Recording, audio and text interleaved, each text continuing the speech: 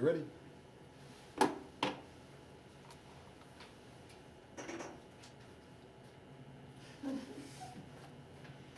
Okay.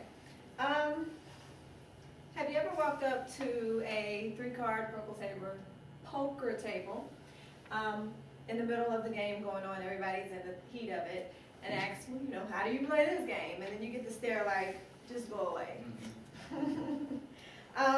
As a lover of gambling and card games, I've had the privilege to get acquainted with the ins and outs of several different games. And today I will familiarize you with one of my favorite games to partake in a casino at least.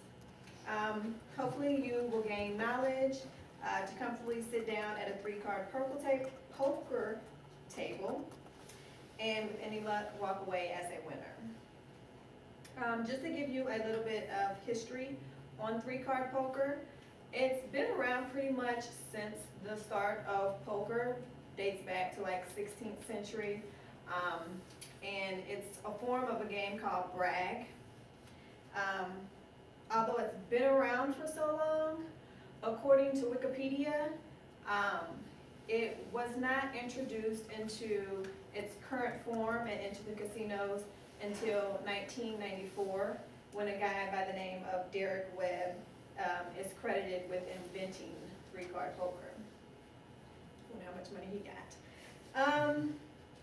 In a press release back in 1994, when Derek Webb came up with three-card poker, he is stated as saying players can quickly see how fair and easy it is to play three-card poker. And since its induction into casinos, it has quickly become one of the favorite games amongst casino goers.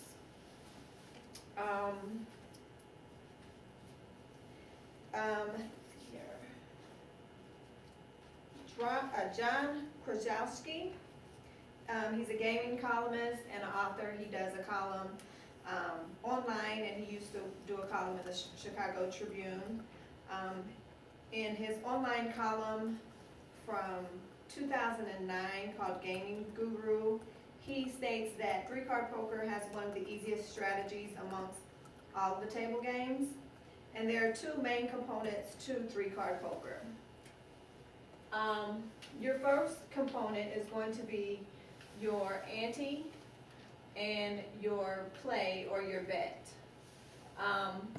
Everybody is dealt three cards, of course, hence the word three-card poker. You're not playing against anybody else at the table. You're only playing against the dealer's three cards, and these are your three cards. To start the game, you'll place your bet on the ante, and that gets you your your three cards. Within those three cards, there's several different bets, several different winning hands, which we will discuss later. And for you to win, let's say, okay, you get dealt your three cards. You have, the rule of thumb is if you have queen, 6-4, you want to bet. So if you have at least a queen, 6-4 in your hand, you want to place your bet here, which is equal to your ante-bet. And then the dealer will flip cards after everybody has either folded or betted. If you don't have queen, 6-4, unless you just really want to lose your money, you should fold.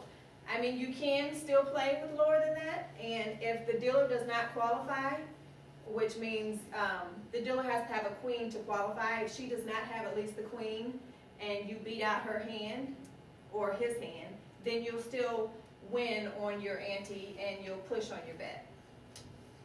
Okay, so that's the main gist of the ante and the play. The second part of three-card poker is your pair plus bet. This bet is it's basically a blind bet. You're not playing against the dealer, you're not playing against anybody else at the table. You're just betting that within your three cards, you'll have at least a pair or better.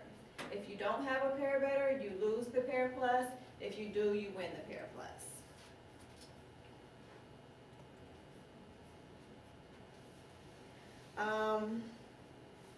There is another columnist and an author of gambling self-help books. His name is Stanley Coe, and in his book, Mastering the Game of Three-Card Poker, which was published in 1999, he says that on an average, you should be dealt a pair or better 25% of the time. So out of every 4 hands, you should at least have a pair or better. Okay, so now you know how and where to place your bets here. Now we'll talk about winning hands. And of course, to understand winning hands, you need to know your suits. So you have spades, hearts, diamonds, and clubs. And here are the hand rankings in 3-card poker. They vary a little bit from your regular poker because you only have 3 cards, of course. And then the only weird one is your straight and flush are flip-flopped here because the odds of getting a straight are less than a flush in 3-card poker. So the best hand that you can get in 3-card poker is going to be your straight flush, which is 3 of a kind. Well, your 3 cards are all suited and they're in sequence. So it'd be,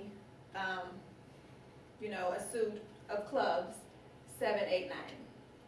Then your next best hand is 3 of a kind, 3 cards, 3 threes, 3 fours, something like that. Then you have your straight, which is 3 cards that are in sequence, 7, 8, 9.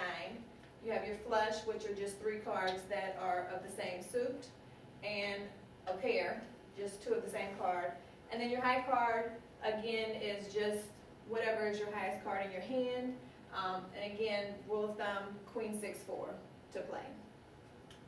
And here's just examples of ones of each of those that were just listed. So this is a no play. You would not want to bet on this. See the antes up there, you would fold. 9, 8, 2, odds are you're not going to win. Then here's a high card hand, ace, queen, 5. You would bet with that, and the odds are like 70% that you'll win on that. The dealer qualifies about 50% of the time with queen, but it's gambling. You're taking a chance every time. So here's an example of a pair. You got 2 aces and a 4. And then here's a flush. Again, they're all the same suit, but not in any sequence. And here's a straight, 4, 3, 2, but not in the same suit. So that's your straight. 3 of a kind, 3 kings, 3 of any kind. And the best cards you can ever get are your straight flush. Ace, king, queen, suited in your spades. So,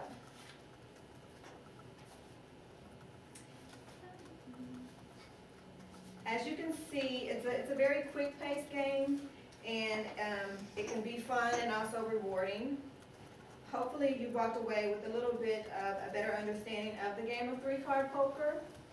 And if you happen to sit down at a 3-card poker table, I didn't know that was going to be so hard to say, and you walk away a big winner, just remember where you learned your skills from, and you can feel free to look me up and, disperse my portions of the winnings.